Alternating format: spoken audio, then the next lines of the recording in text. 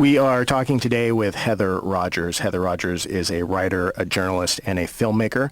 She is in town to talk about her new book and documentary film, both with the same title, Gone Tomorrow, The Hidden Life of Garbage. What was the motivation in writing and producing your film, Gone Tomorrow? The main reason that I started was because I wanted to know what happened to my garbage, because I made it every day and I knew that everyone else did too. And yet it seemed like it disappeared, but I knew that it didn't, and I wanted to know where it went.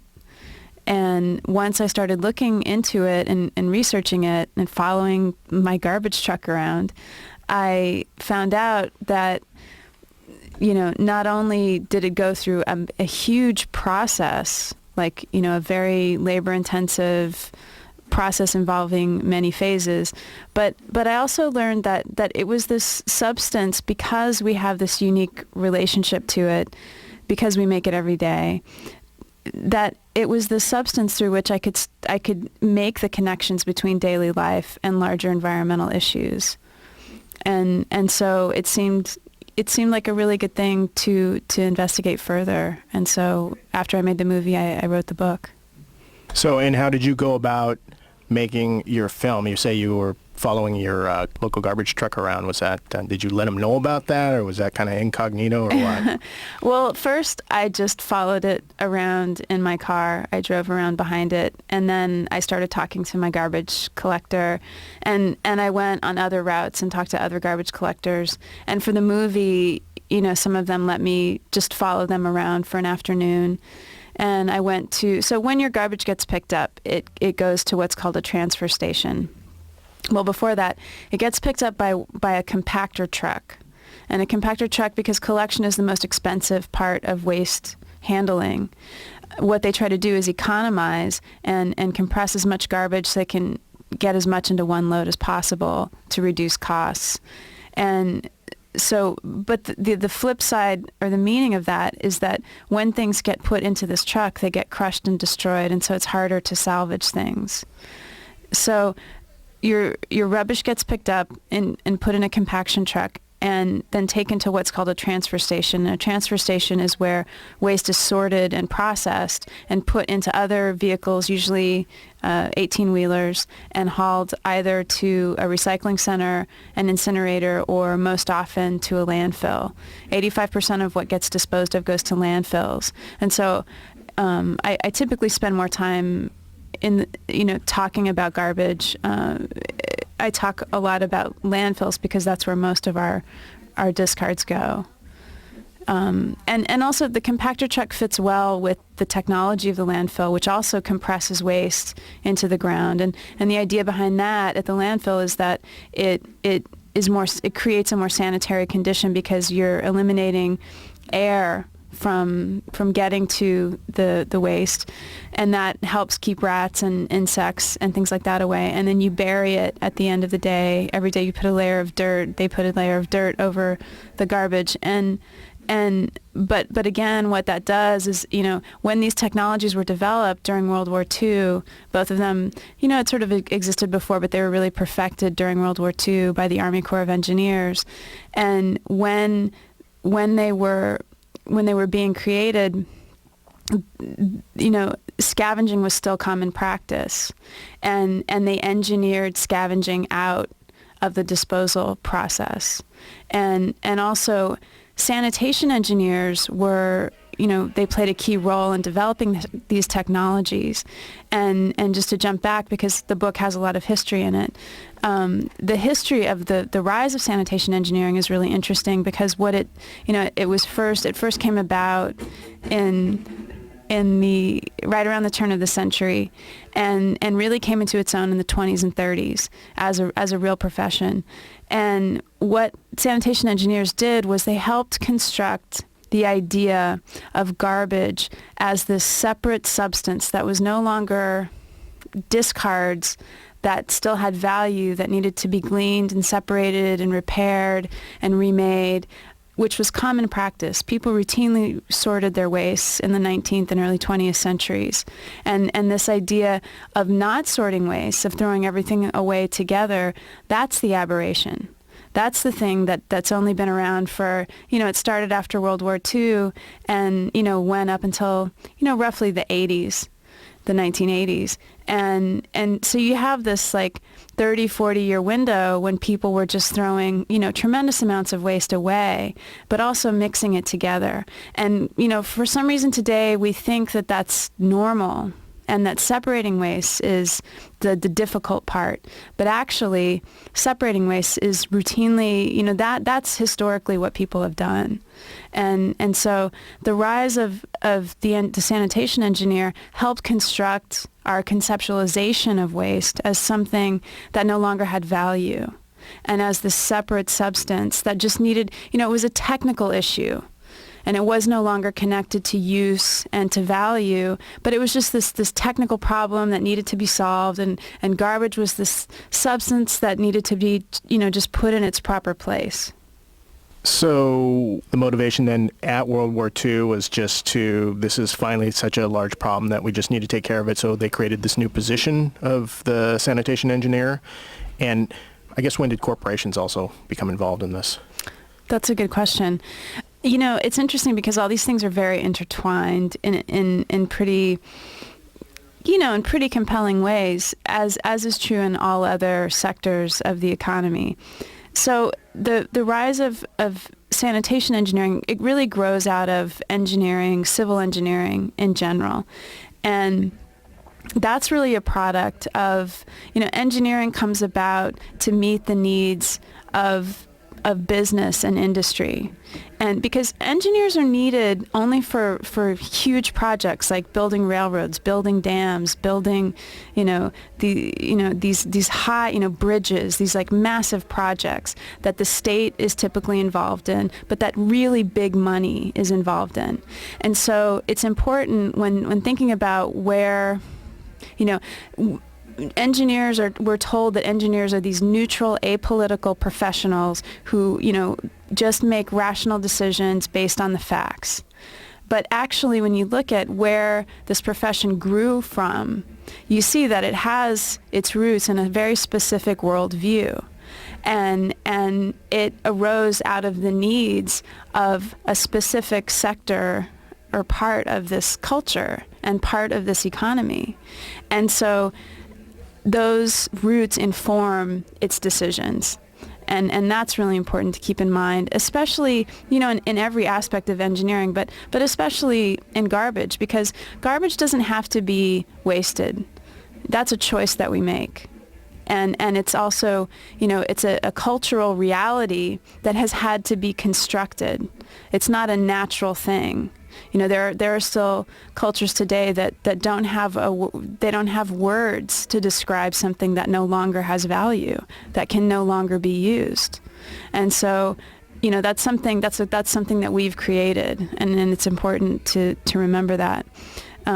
So the way that this fits in with, sort of the sanitation engineer coming about as a profession was something that happened, in a way to sort of fit, to meet the needs of business in the 20s and 30s, the teens, 20s and 30s during the progressive era. There was all these changes in cities, and the perception that sanitation was important was still there from the 19th century when you had like cholera outbreaks, and there was a real mystery around like how did these lethal outbreaks and epidemics happen? Where did they come from? And people thought that they came from garbage. And so health departments and sanitation departments used to be a single entity, but with the discovery of bacteriology around the turn of the century, you have a separation of those two, and sanitation and garbage handling, starts being treated as a more of a technical problem. And so the sanitation engineer is there, that position is created to be the handler of that technical problem. Now, at the same time, you've got, the switch from horses to automobiles, and the streets are getting cleaned much more easily because there's, a lot less horse dung crowding out vehicles. But what happens also is that companies are much more reliant on these modes of transportation to distribute their goods. So the Industrial Revolution has happened. You have intensified manufacturing really taking off at this point, and they really need the streets to be clean. And part of what the sanitation engineer does is they help make that happen. And so they play the central role in making sure that chicken bones and horse dung and ashes don't block the wheels of commerce. And then during World War II, the first sanitary landfill was built in 1934 in Fresno, California by an engineer named Jean Vincennes.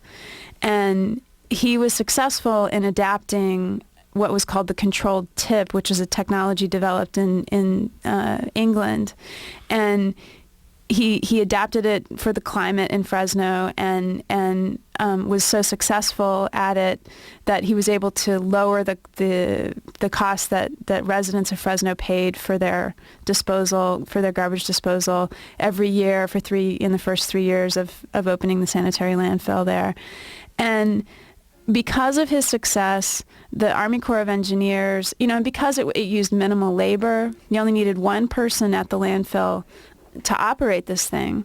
And also Jean Vincennes was very enterprising and helped develop new collection truck technology so that, he tailorized the collection process and streamlined it so that he needed fewer workers for the collection as well. And so, the Army found out about his work and drafted him to write a manual for building sanitary landfills in different kinds of climates, under different conditions, with different volumes of waste.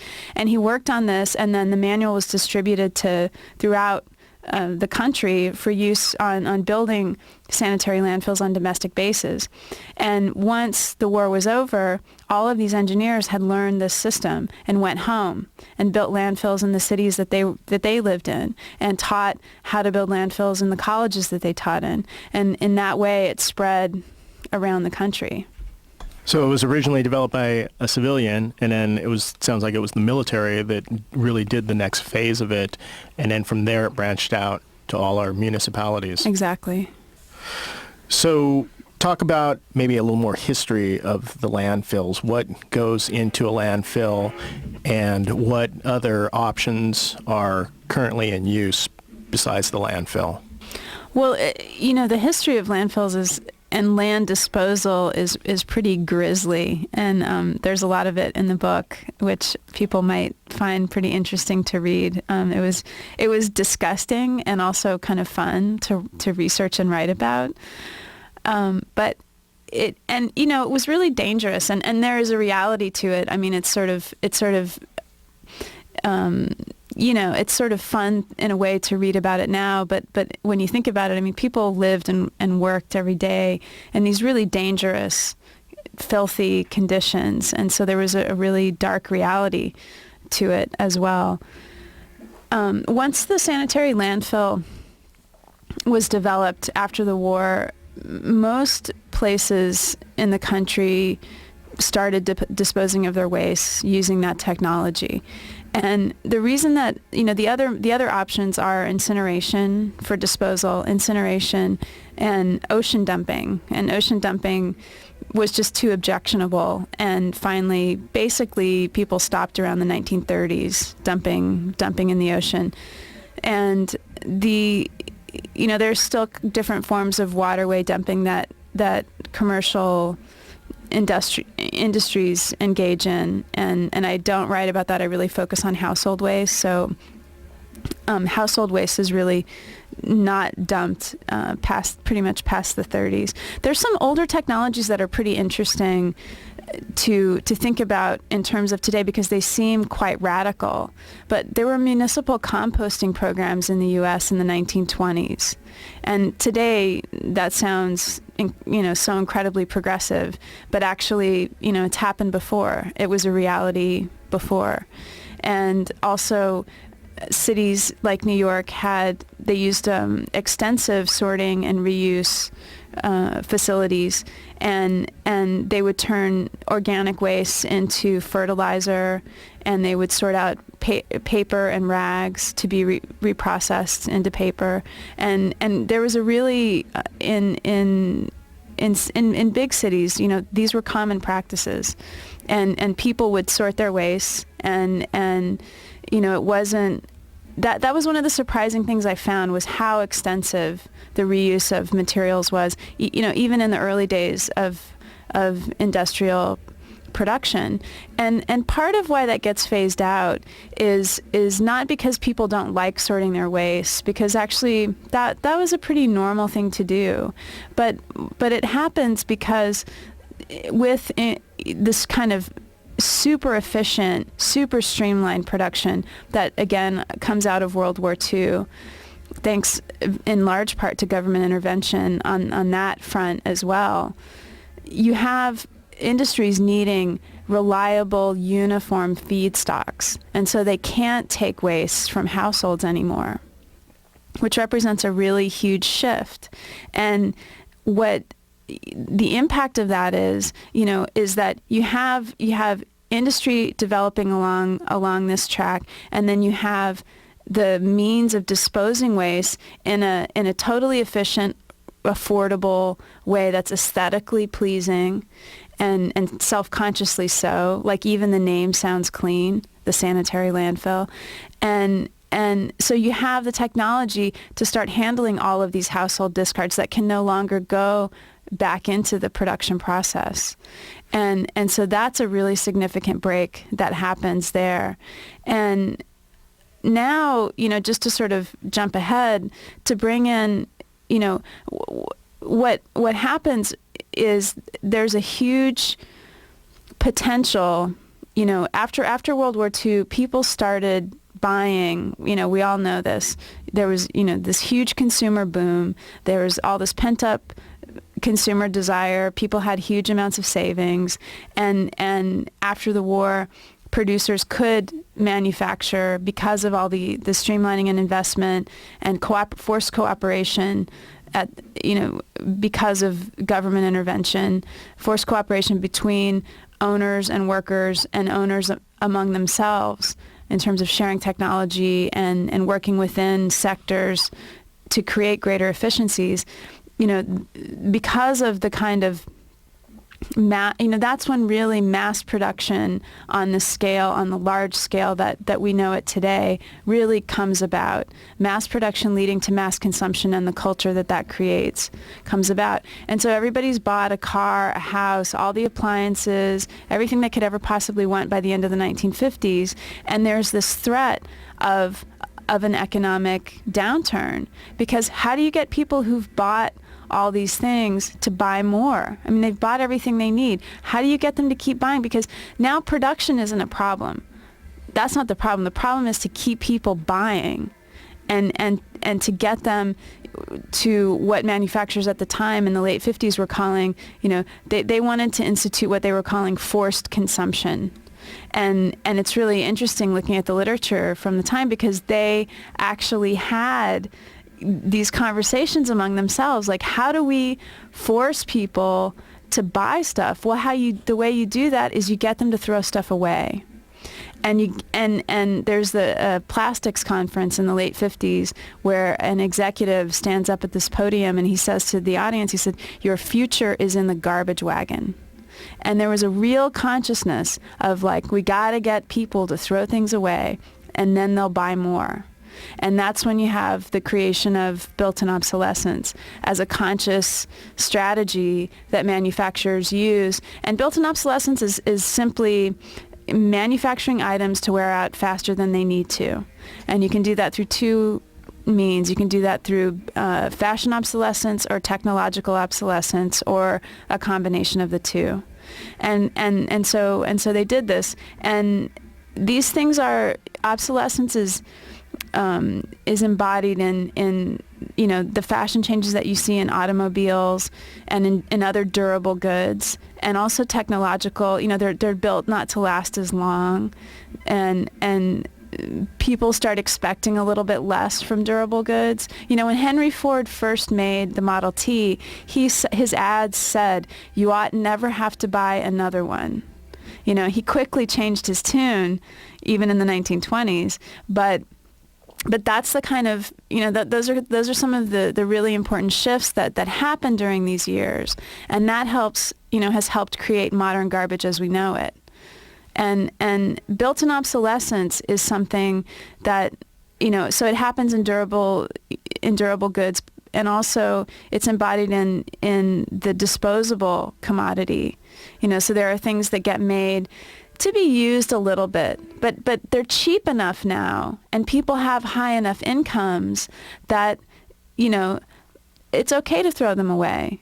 Or also you have the rise of these organizations, you know, which date back to the 19th century, but really become mainstream around the same time, around the 1950s, of Goodwill Industries, the Salvation Army, St. Vincent de Paul, where people can start feeling good about getting rid of things, because, you know, if they give it to these organizations, then other people can use them. But significantly, you know, and this is a form of reuse, but significantly, it reinforces the social relations of commerce. And so they don't give these things away for free; they sell them, even to poor and needy people. Those people still have to either work for, you know, work at these places in order to purchase items there, or they have to just pay money to purchase them. So it keeps those social relations intact. You know, it doesn't challenge the system in any real way.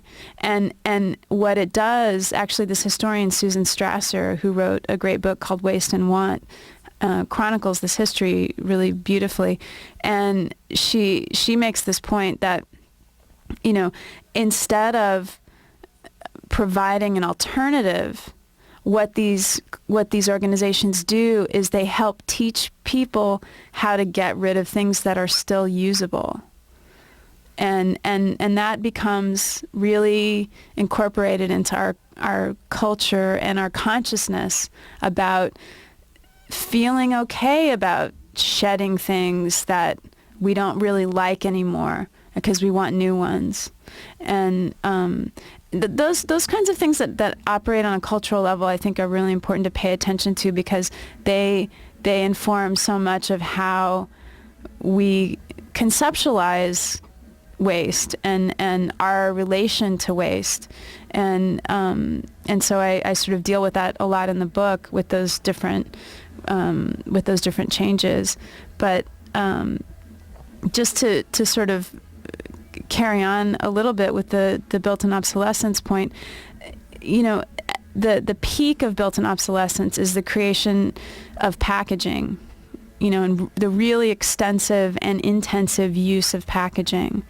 And packaging is a commodity that's barely perceptible as a commodity. And, you know, we've allowed it to become this thing which isn't really like, you don't, when you buy something that's in a package, you're buying the thing, you're not buying the package. You know, I can break it down in different ways, but for the purposes of this point, you're not buying the package. And so when you unwrap the thing that you bought and you discard the package, whether you put it in the garbage or the recycling bin, it's this other category of substance. It's not a commodity. It's not, you know, it's not really just, you know, icky garbage. It's something else, you know, but it's waste, you know. And the thing is, it's a wasted commodity. It's a commodity that we pay for because the price of the package is contained within the price of the product. So we pay for it. It makes commodities more expensive. But it's a commodity because it contains natural resources and it contains human labor. And those things are lost when we discard a commodity, even if we put it in the recycling bin, because then it has to go through a whole other long process to be remade into something else. And most often the things that get put in the recycling bin don't get remade because there's no market for them. Talk about the composition of our garbage in general. I understand from your book that, as you had just pointed out with packaging, it sounds like this packaging makes up the bulk of our garbage today. Packaging is the number one single component of of what's in all U.S. landfills. It takes up more than 30% of all U.S. landfills. So it's really worth talking about. Another thing that's really worth talking about is organic waste that could be composted, because those take up 60% of all landfill space in the U.S. So when we think of recycling, we often think of bottles and cans and paper, but actually 60% of what gets thrown away could be turned into fertilizer. And that's pretty astounding. And you know, there's only a few. San Francisco has a municipal composting program. There aren't many cities in the U.S. that are even really trying to institute those kinds of programs. A lot of states have instituted bans on disposing yard waste in landfills. And yard waste takes up anywhere from 12 to sort of 16% of landfill space in the U.S., which is pretty significant when you think about it. It's like branches and leaves and cut grass. Why is that going to the landfill? That's totally bizarre. So I've heard 20 or 22 states have these bans on yard waste, and they say those things must be composted. And so that's a step in the right direction. Now, what you encounter as soon as municipalities and states start enacting these kinds of laws is massive resistance from the waste companies. And the waste, today we have a waste industry, which wasn't always the case. And you mentioned a few minutes back about the corporations. And the corporations are really something, you know, the waste corporations have created this industry. And they've come into power basically during the 70s, 80s, and then more fully, really fully in the 90s.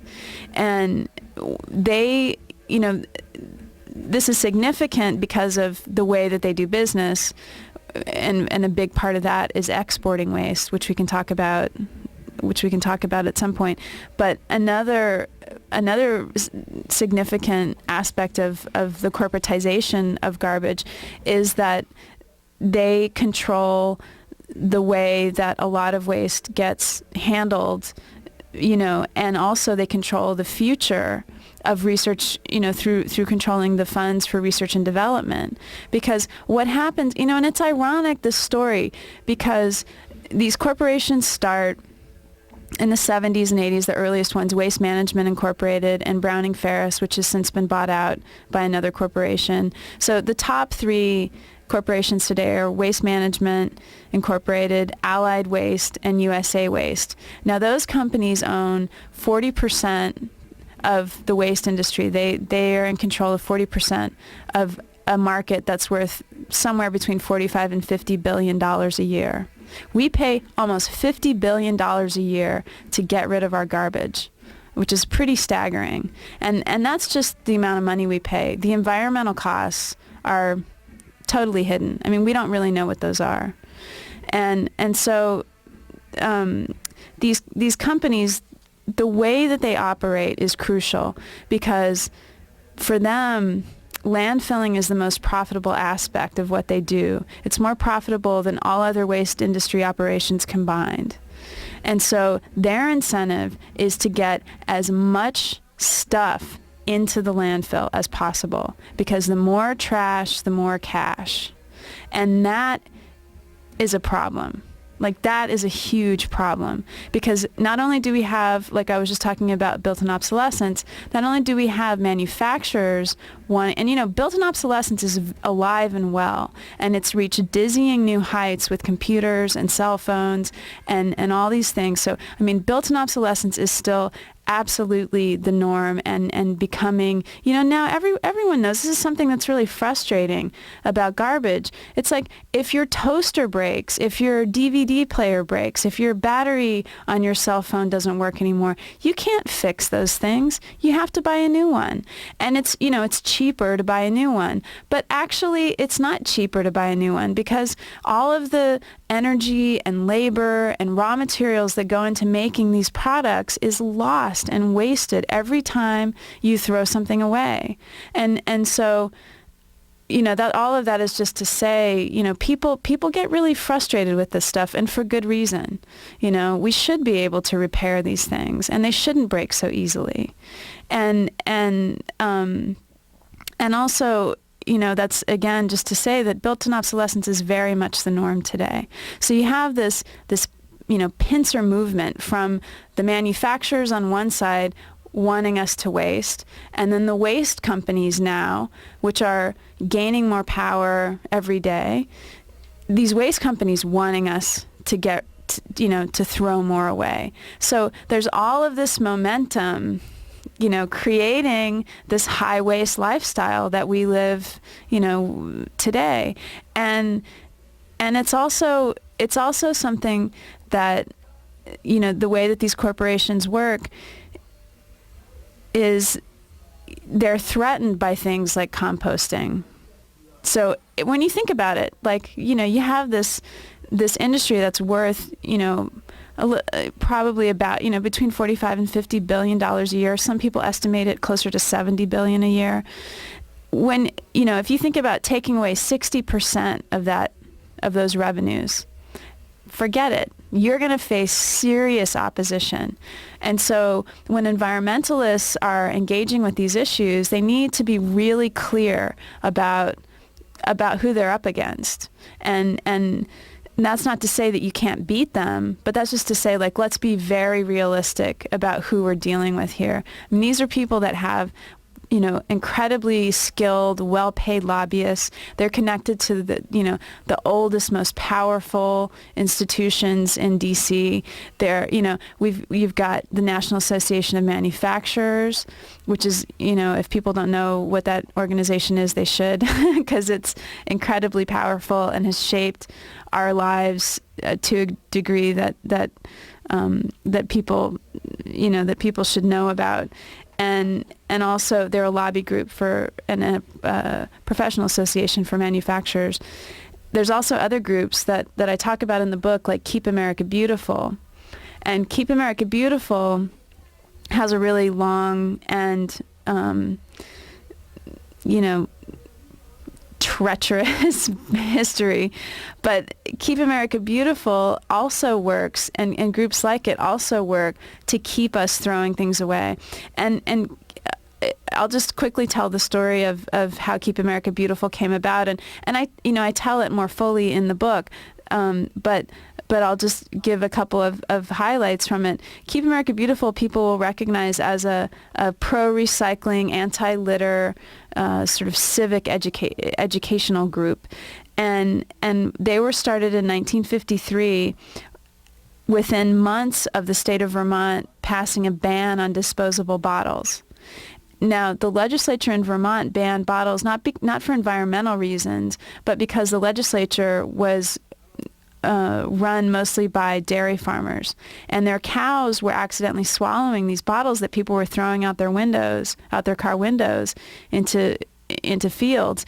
And when these cows would accidentally eat the bottles with the grass, they would die.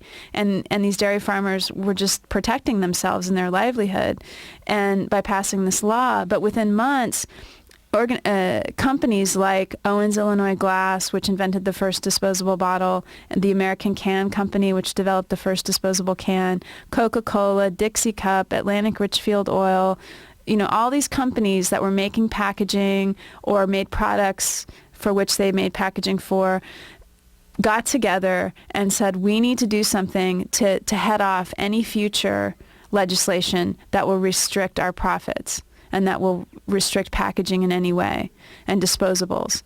And so they started Keep America Beautiful. And they worked on two fronts. They worked on the legislative front to undermine any future laws. Vermont's law was supposed to be renewed. If they wanted to renew it, they had, in 1957, they had to vote to renew it, and they voted not to renew it. And no law like that has ever passed again. I mean, that sounds really radical today, a ban on disposable bottles, but that was a law that was enacted 50 years ago. And so, I mean, and I think it's important to bring up this history because, just for people to kind of register, like, our demands need to be bigger. Our demands need to be more radical. because we're not asking for enough. Recycling isn't enough. It's not enough in real terms, and it's not enough in the long term. It's not enough because recycling has limits. It's got technical limits because substances like paper, glass, plastic, they can't be infinitely recycled. They break down on the molecular level, and there's just a built-in limit. You can't constantly remake these things into new newspapers and new water bottles. It just won't. You can't do that. And so it's not a long-term solution for that reason. It's not a long-term solution because of the market. The market is unfairly skewed in favor of raw materials, of what are called virgin raw materials, over recycled materials. Recycled materials are expected to compete in the marketplace with substances that have been subsidized. You know, the extraction of wood, of oil, of, you know, all of these raw materials has been massively subsidized by the state over the history of industrial production, and still are, and recycling is not. And so there's no level playing field there, and recycling can't compete in those terms. So that's something that can be remedied. But recycling needs to be just a part of some of the solutions that we're asking for, but definitely it's not enough, and we do need to ask for more radical things, and these are things that, you know, that people were talking about in the 50s, 60s, 70s. In the 70s, people were talking about increased product durability and serviceability. They were talking about democratic involvement in decisions made during the production process. Those are the kinds of things that we need to be talking about again, and we need to be talking about new ideas, you know, that grow from there. And we need to know that those questions were asked in the past so that we feel emboldened to ask them again. But so Keep America Beautiful was very active in the 70s. And in the 70s, when people were asking for these things, there were what were called bottle deposit laws.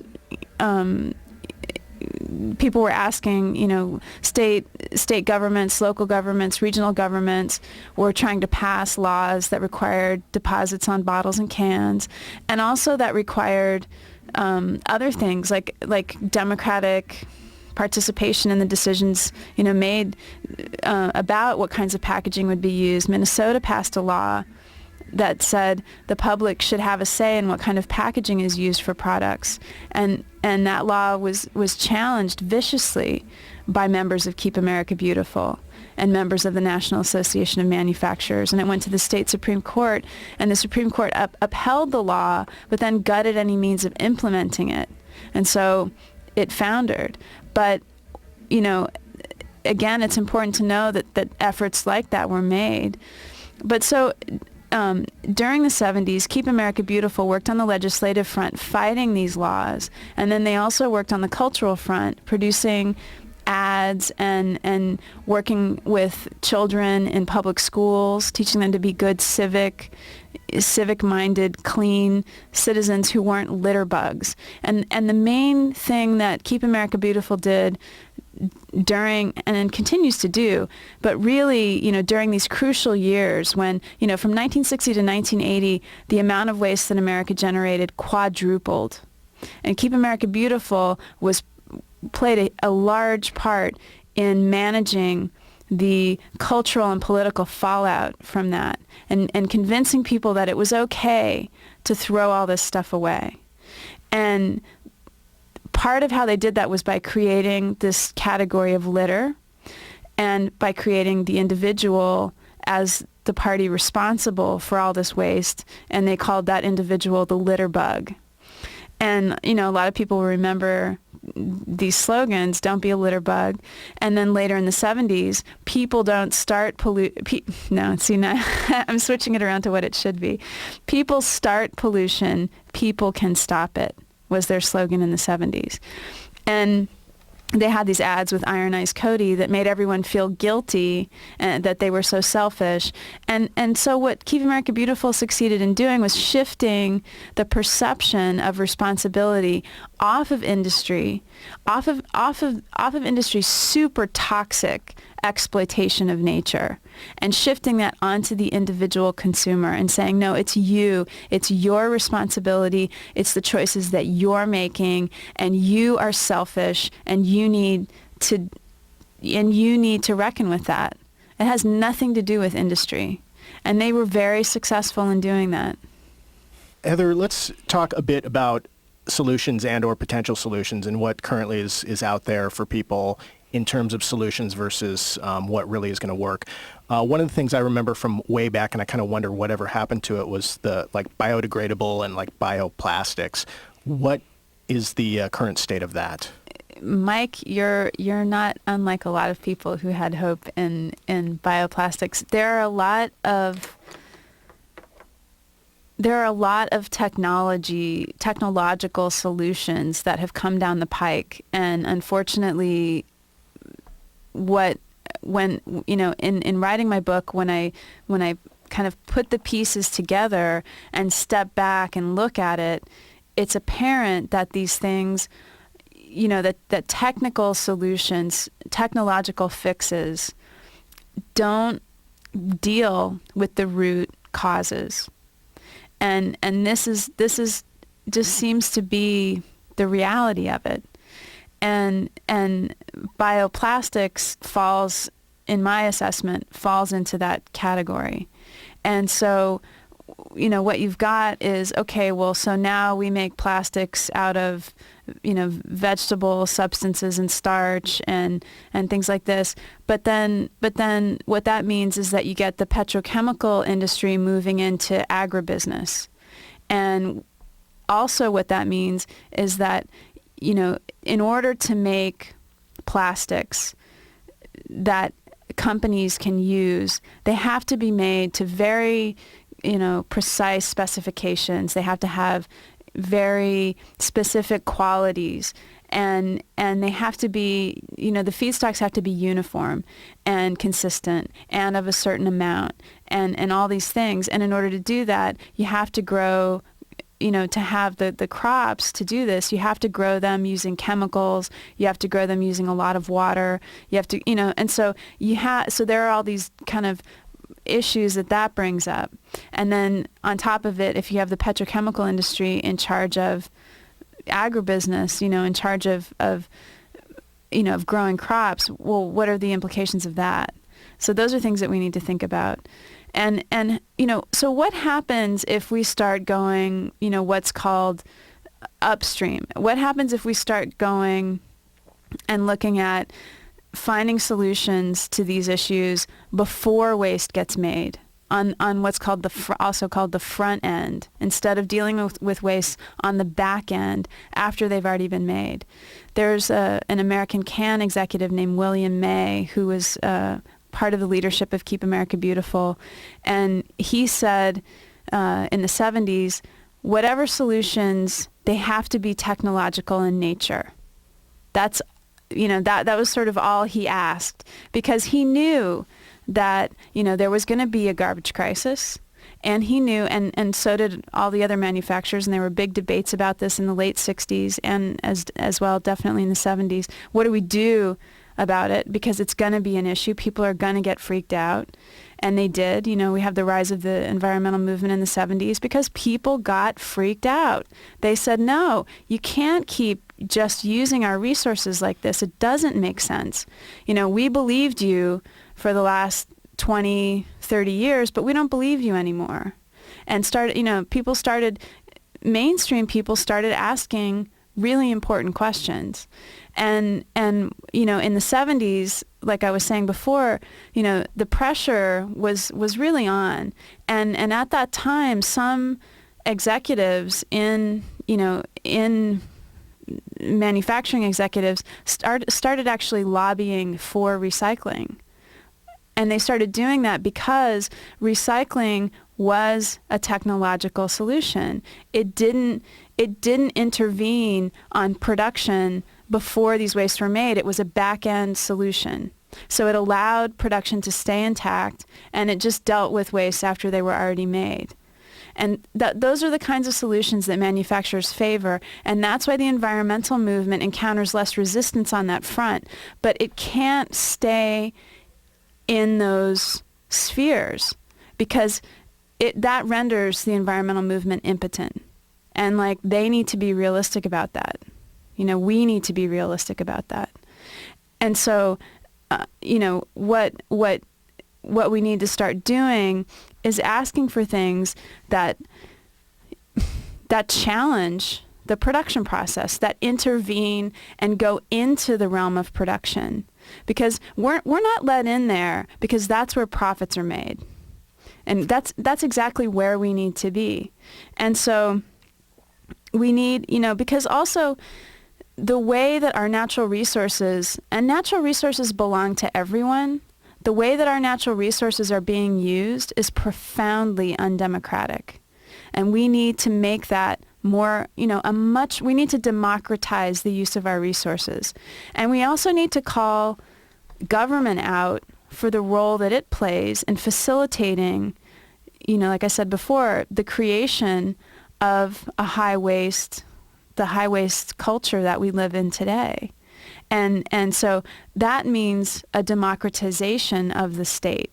Like, you know, it has to happen on that level. I mean, the things I'm talking about are big changes, but those are the kinds of changes that we need.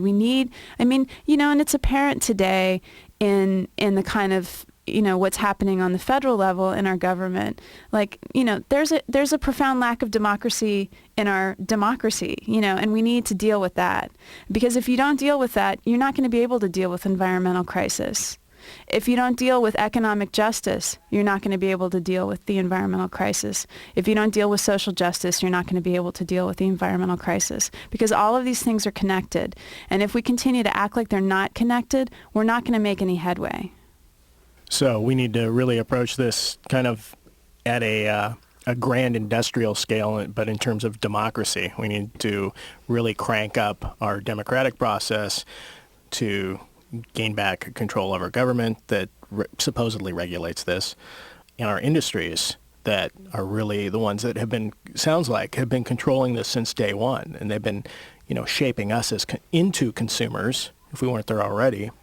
On an individual level, can an individual have an impact in the time in between when we reach that point? Can we seek out products or do changes that will have any meaningful effect? Yeah, that's important, because the choices that we make, I make this argument in the book, that the choices that we make as individual consumers, they are important, they do matter, but it's not, you know, it's not enough. And the reason that it's important to acknowledge that is that, you know, I met a woman last night at a talk that I did here in Seattle, and, you know, she was demoralized because she's done everything she can do in her life to reduce waste, to reuse materials, to rethink the way that she conducts her life in a more civilized, you know, sustainable manner. And she doesn't see that it's having any impact, you know, in the larger sense. And this is why we need to be realistic about it, because, you know, if you just approach it from that angle, it can be incredibly demoralizing, and it can take the power out of, you know, the momentum that you might get if you're engaging with this in a more broad sense, and if you're engaging with the larger issues that are connected to social and economic justice. And, you know, if you just approach it from making wise consumer choices, you know, it can be disillusioning, and that's something that I don't want to happen. You know, I want people to stay involved and to stay engaged with the issues and to feel empowered by, you know, their political consciousness. And so one of the ways to do that is to just see those things as part of a larger project, you know, and not blow them out of proportion. You know, basically, you know, don't take the bait that we've been given about, you know, the real solutions lie with the individual. And a lot of, you know, it's tempting because it's easier. It's tempting to accept that, because then you do have some modicum of power. Accept that, you do have power in your life, but really your power is best exercised when you face out and look at the world and engage with the world and not just yourself. And we live in a profoundly, not only undemocratic system, but a profoundly solipsistic system. People make decisions based on feeling and not based on thinking. And what I'm trying to do with my book is inform people of the history of garbage and in the U.S. and in industrial garbage in particular, and so that they can think about something besides their own individual choices and think about the structural reasons why we live in the society we live in today. And to I think that's an empowering message. It's like, no, actually it isn't because of just the choices that you make. There are all of these reasons why we have the reality that we have today. And if you know those things, you can fight. You're equipped to struggle for change that will make everyone's lives better and that will help the environment in a true sense, and not in a superficial, greenwashed sense. All right. Well, I want to thank you for spending time with us today. Thanks a lot, Mike. We've just been talking with Heather Rogers. She is a writer, journalist, and filmmaker, and in town to talk about her new book and film, Gone Tomorrow, The Hidden Life of Garbage.